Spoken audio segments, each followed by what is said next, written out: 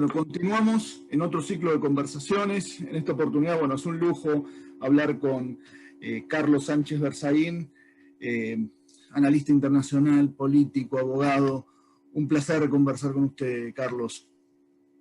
Diego, mucho gusto. Un saludo a usted y a toda su importante audiencia y seguidores en todas las Américas. Muchísimas gracias. Realmente nuestro continente está convulsionado.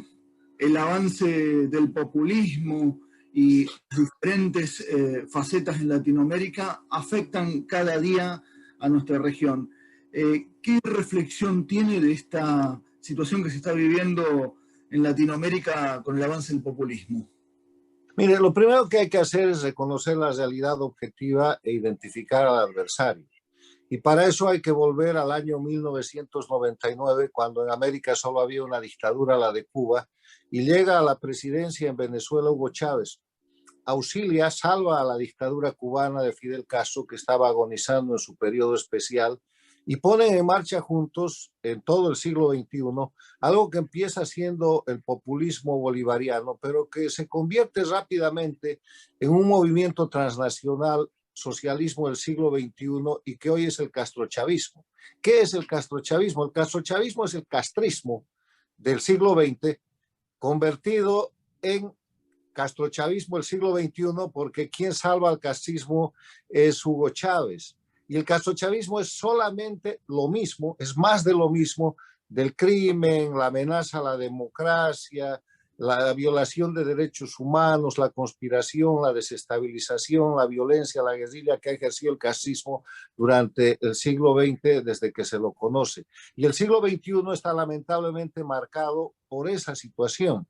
El siglo XXI pasa de una dictadura del año 1999 a 4 dictaduras: Cuba, Venezuela, Bolivia, Nicaragua. Por 10 años y algunos meses con Correa en el Ecuador.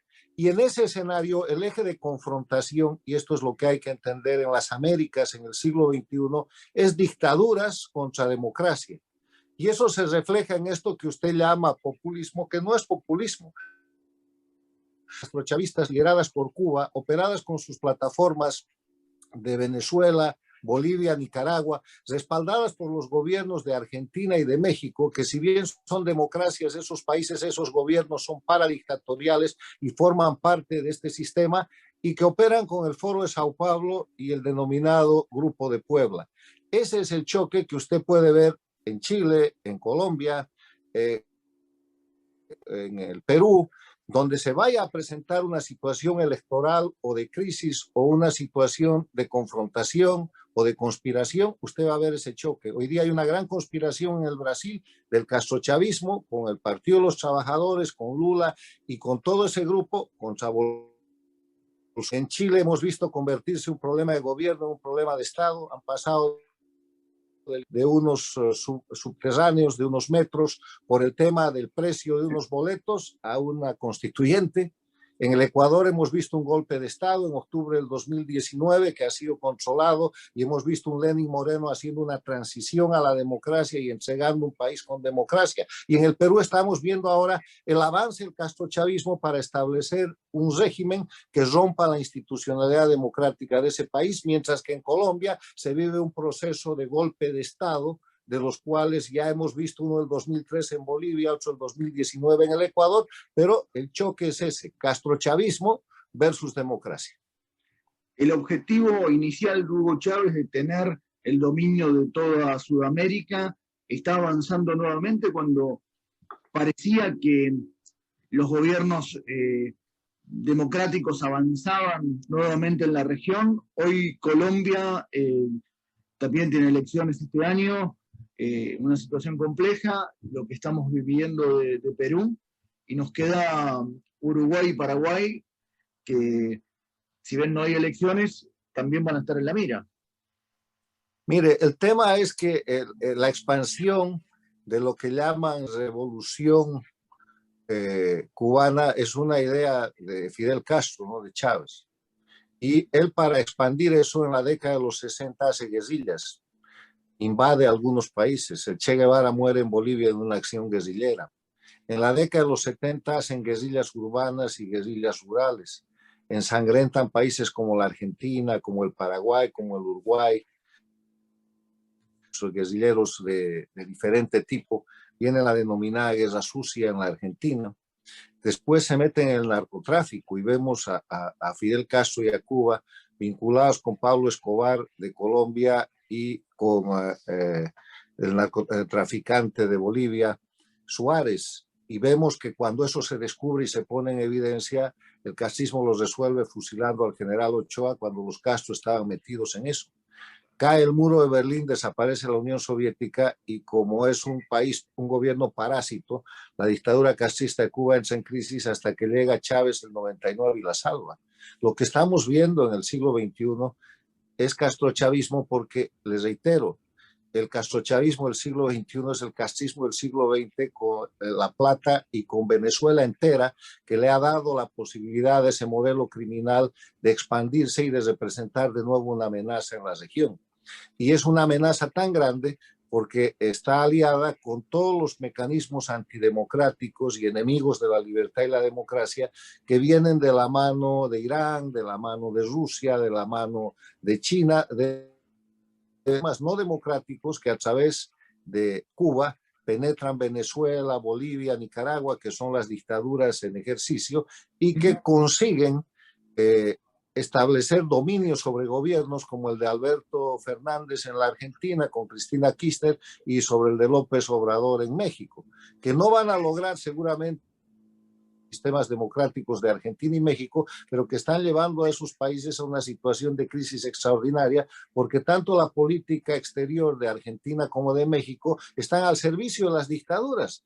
Han roto el Grupo de Lima, votan todo el tiempo defendiendo a los dictadores, ponen al servicio de Cuba, Venezuela, Bolivia y Nicaragua todo el servicio de países tan importantes como México y Argentina. Y en ese escenario, lo que vemos en cada proceso electoral, en cada momento político en las Américas, es la participación del castrochavismo, que no puede ser visto como un proceso o como un fenómeno político. Es un fenómeno criminal, porque todos los días cometen todos los delitos posibles para mantenerse indefinidamente en el poder o para tomar el poder. Y miren los ejemplos, lo que está pasando en Nicaragua. En los últimos días, el gobierno de Ortega y Murillo se han vaciado todo el Código Penal. Falsificación, amenazas, extorsión, detenciones indebidas, violación de derechos humanos. Mire usted lo que está pasando en el tema mismo del Perú en pleno proceso de reconteo de votos. Hay denuncias muy serias de alteración de votos, de falsificaciones. Entonces, es muy difícil que la democracia, bajo las reglas del Estado de Derecho, bajo las reglas del estricto derechos humanos y las libertades, pueda competirse o defender con un grupo criminal que rompe todas las reglas cuando quiere. ¿Qué opción tiene en este momento la oposición de Nicaragua? Que la que no está presa tiene que estar en fuga por la violación tremenda de derechos humanos que se hace hoy día en Nicaragua, pero que se ha hecho en el pasado en Venezuela, que se ha hecho en Bolivia, donde han retomado el control total del país. Claramente. Y este eje China, Rusia, Irán, que en principio demuestra que tiene intereses económicos en la región. ¿Hay intereses militares, geopolíticos o son solamente económicos? Hay todo tipo de penetración, hay una penetración estratégica, pero esa penetración está permitida por Cuba, Venezuela, Bolivia y Nicaragua. Le voy a poner un ejemplo muy claro. En Bolivia no se sabía de Irán hasta que llega Evo Morales al gobierno, porque Evo Morales es chavismo. Hoy día han cambiado, tiene un canal de televisión oficial, está tolerada la forma de actuar, de vivir, hay penetración cultural, religiosa, y hay la gran sospecha de que están explotando ilegalmente el litio y los recursos evaporíticos estratégicos del Salar de Uyuni para alimentar el famoso desarrollo nuclear de Irán. Está cubierto de gobierno a gobierno, pues nadie dice nada. Lo mismo pasa con Venezuela, lo mismo pasa con Cuba, con Nicaragua, cuyas poblaciones son penetradas y permeadas porque sus gobiernos permiten el ingreso estratégico, cultural, militar, de recursos, de soporte, lo que sea, de Rusia, de Irán y de China. Además de eso, China, Rusia e Irán tienen un proyecto de expansión, pero lo que hay que tomar en cuenta es que esos tres gobiernos, esos tres países, no son democracias, son dictaduras que ejercen determinado tipo.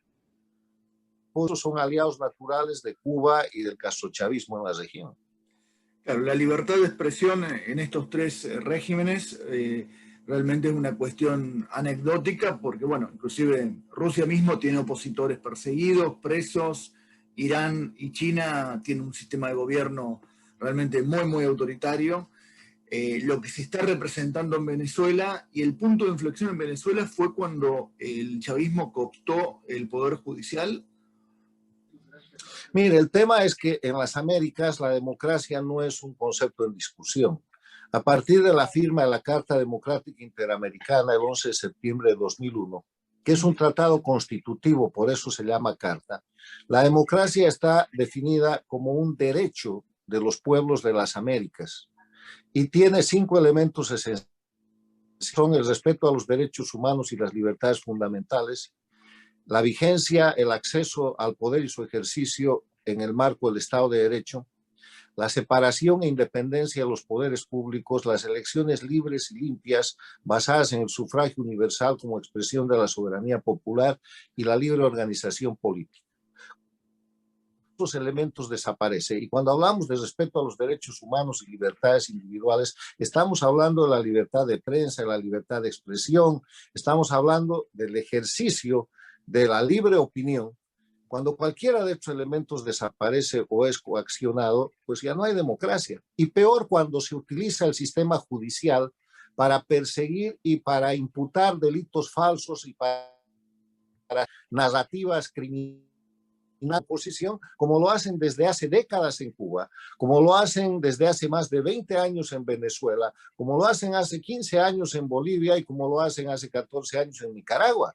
¿De qué están acusados hoy día los candidatos de oposición en Nicaragua? De lavado de dinero, de atentado, de delitos que no existen y que nunca han cometido, pero que son fabricados, manipulados y procesados por un régimen que controla el poder judicial.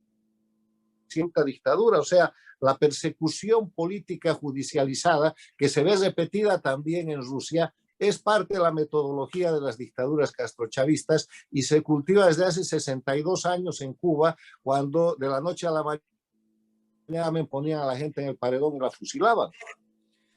Tremendo. Le hago la última. Los gobiernos que estamos analizando tienen una característica común. Quizás, ¿por qué ganan estos gobiernos? ¿Por qué la gente, en algunos casos, en forma masiva, los elige? No ganan, falsifican los resultados. Es posible que Chávez haya ganado la primera elección. Es posible que el Correa haya ganado la primera elección, pero ganan las elecciones con minorías. Después cambian las leyes y han establecido una regla en todas las Américas. La regla es convertir minorías relativas en mayorías absolutas. Por eso han bajado el porcentaje de votación de la primera vuelta de la mitad más uno de votos al 40% con 10% de diferencia para ir a segunda vuelta. Por eso en Nicaragua no existe ni siquiera esa regla. Antes era 35%, hoy día han modificado la constitución para que el que gana en primera vuelta con lo que gane, así sea con el 15% de votos por un voto sobre el segundo, es el presidente y por eso están eliminando a la oposición. O sea, no hay que llevarse a error de decir que los candidatos del castrochavismo ganan elecciones. Lo que está pasando en el Perú es un fraude electoral digitado en toda la frontera con Bolivia, todo el sur del Perú, la zona de Puno, la zona de Cusco, la zona fronteriza del lago Titicaca. Es un fraude monstruoso porque no se puede entender que haya 90% de votación en ánforas que no son sujetas a revisión y que ese propio partido que dice que gana en el sur del Perú, en la zona central, en Lima y en el Callao, esté denunciando y atacando papeletas y votaciones en las cuales gana la señora Fujimori con 2/3 o con 60%. O sea, aquí hay un sistema de fraude muy bien montado, muy lubricado, y en el caso del Perú, operado desde Bolivia por el régimen de Evo Morales y Arce Catacora, que ha penetrado el Perú para producir ese resultado. Y eso se llama castrochavismo. O sea, no digan que los candidatos del castrochavismo ganan elecciones, porque cuando las elecciones son libres y limpias, las pierden. Mire lo que ha pasado en el Ecuador. Una elección libre y limpia y la pierden. Lo que pasó en Colombia. Duque ganó una elección libre y limpia. ¿Qué está tratando de hacer ahora? Llevar a Colombia a una situación de tensión donde la voluntad se vea afectada y donde haya posibilidad de manipular la elección del próximo año. Clarísimo, clarísimo este contexto y la reflexión. Desde ya, muchísimas gracias, Carlos. Es un placer poder conversar con usted. Es uno de los especialistas de más renombre en materia de análisis político y vamos a estar hablando seguramente en alguna otra oportunidad. Gracias, Diego. Muy, muy amable y hasta la próxima. Un saludo afectuoso. Gracias. Gracias.